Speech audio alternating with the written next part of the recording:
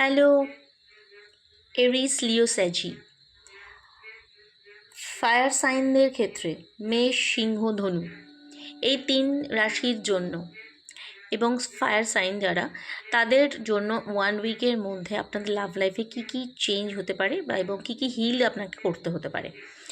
তো এখানে দেখা যাচ্ছে আপনাদের ফ্যামিলি ইস্যু হচ্ছে আপনাদের সম্পর্কের মধ্যে, যে কোনো রিলেশনশিপের ক্ষেত্রেই বলা হচ্ছে এখানে।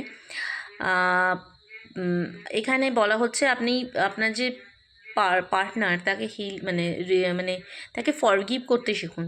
এখানে ফরগিভিং অ্যান্ড লার্নিংয়ে এসেছে।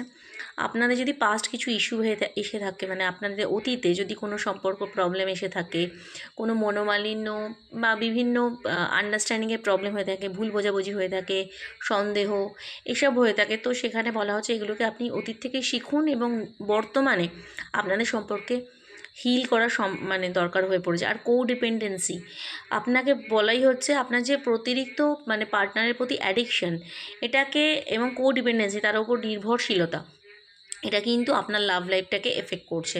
আপনি অতিরিক্ত ওনাকে চাপিয়ে দিচ্ছেন আপনার সম্পর্কের ভার। তো একটু জায়গা দিন, স্পেস দিন তাকে। নিজের একটা আকাশ আছে, একটা জায়গা আছে, সেই জায়গার মধ্যে থাকুন, নিজের যা ভালো লাগে সেটা করুন এবং পার্টনারের সমস্ত রেসপেক্ট করতে শিখুন। আপনাদের যার যেমন জীবন, রেসপেক্ট করুন, দেখবেন তাকে জায়গা দিন, আপনি দেখবেন আপনার পার্টনার আপনার দিকে অ্যাট্রাক্টেড হচ্ছেন। এবং অবশ্যই আপনাদের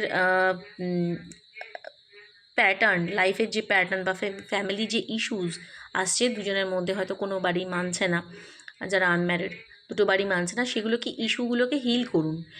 একে অপরেরকে ব্লেম দেওয়া বন্ধ করুন। দেখবেন আস্তে আস্তে আপনাদের কিন্তু সম্পর্কের মধ্যে হিল হয়ে যাচ্ছে, আপনাদের সম্পর্ক মধুরতম হয়ে যাচ্ছে। 1 উইকের জন্য এই রিডিং ফায়ার সাইনদের জন্য। Thank you.